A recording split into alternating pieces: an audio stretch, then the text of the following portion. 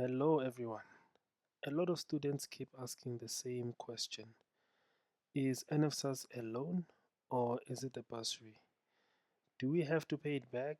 And how did it even start? In this video, I'm going to explain everything clearly. No confusion, no rumors, just facts.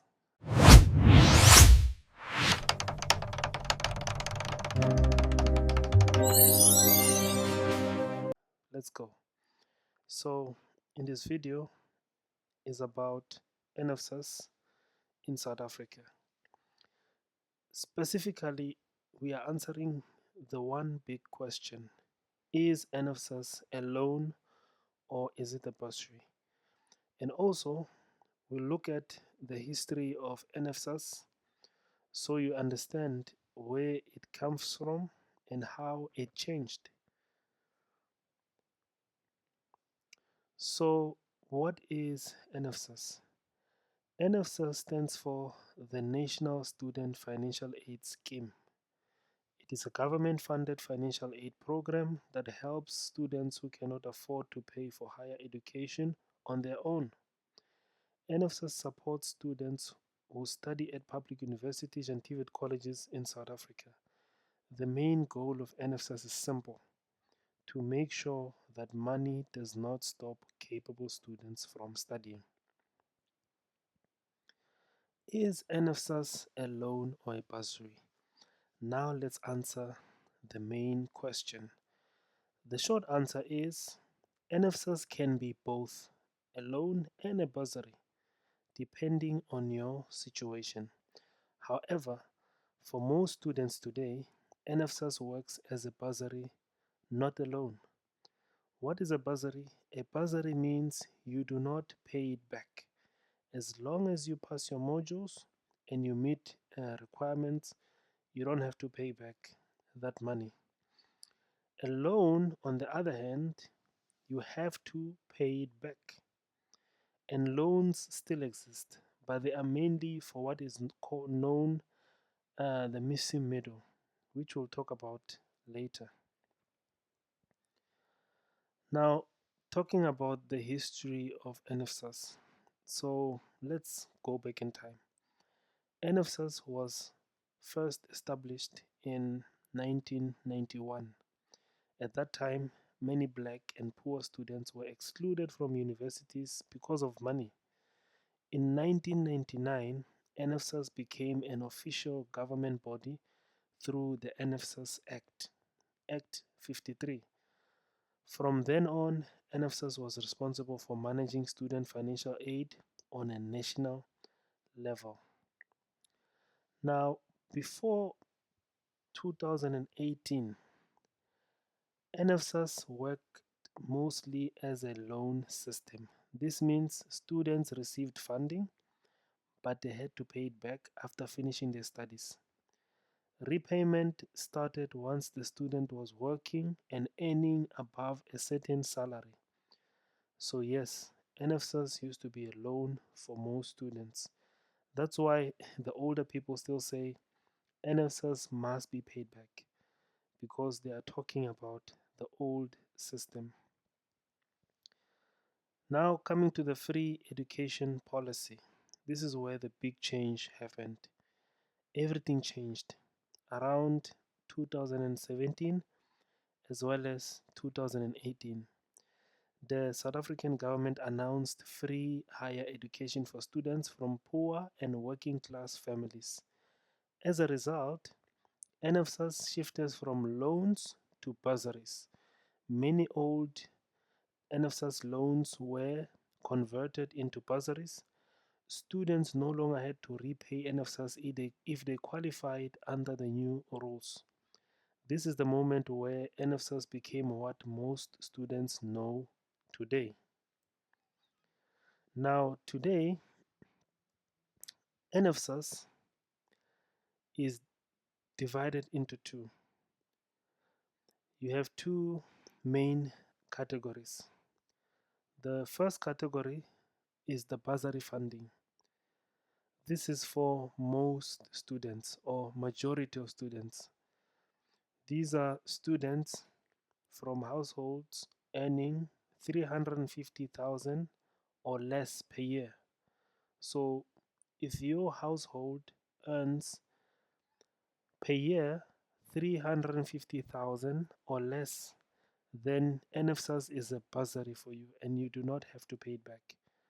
However, if your household earns between 350,000 and 600,000, then you fall into a category called the missing middle.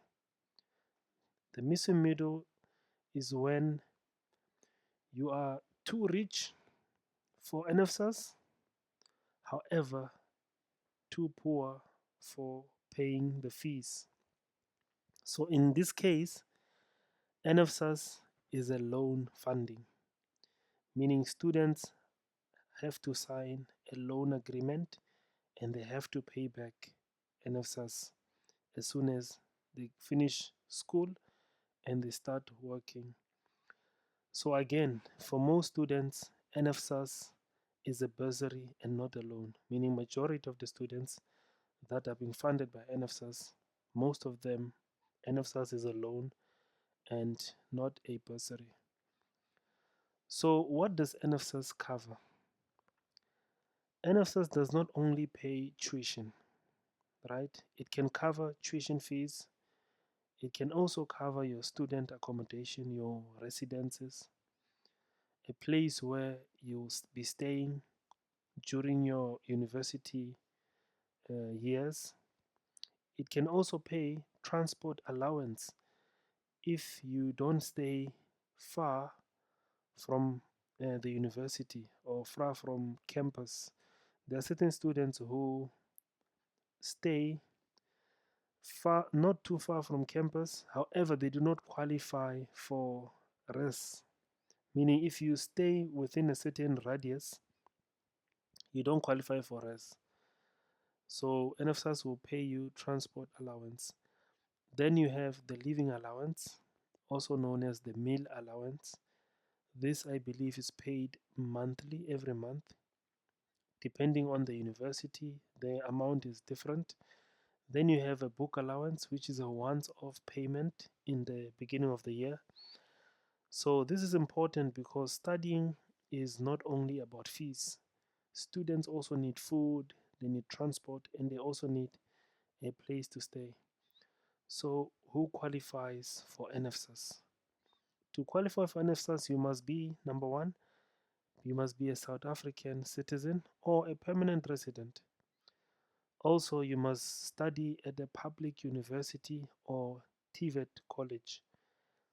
And thirdly, you have to meet the household income requirements, meaning what we spoke about before with regards to the annual income of your household, that it should not be more than 300,000 for you to qualify for a bursary, and it should be between 300,000 and 600,000 for you to qualify for a loan. So, fourthly, you also have to meet academic requirements, meaning obviously you must have completed matric or you must uh, received acceptance in one of the approved institutions, whether university or college. So NFSAS is not automatic. You have to apply for it, and you also have to submit certain documents like your ID, depending on your situation. Some people will be asked for ID of your parents, or proof of income, depending on the situation of a person. Some people, as soon as they apply, because of there could be they could be SASSA recipients or grant recipients, they automatically qualify for NFSAS. So the key takeaways, this is where now we summarize everything. Number one, NFSAS is mainly a bursary today. So people who are funded by NFSAS, majority of them, they fall within the first income category, which is the less than 300,000 per year household income. So they qualify mainly for the bursary. Number two, loans only apply to the missing middle. Meaning if your income is between 300,000 and 600,000, then NSFAS is going to be a loan for you. Number three, NSFAS has helped millions of students to access higher education and training. So when someone says NSFAS is a loan, the correct answer is it used to be a loan, but not anymore for most students. Though the loan option is still there if your income, household income, is between 300,000 and 600,000. So if this video helped you, please like, share, and subscribe. If you have any questions about NSFAS or you want me to explain allowances, appeals, or the application problems, comment below and I'll make another video. Thank you guys for watching.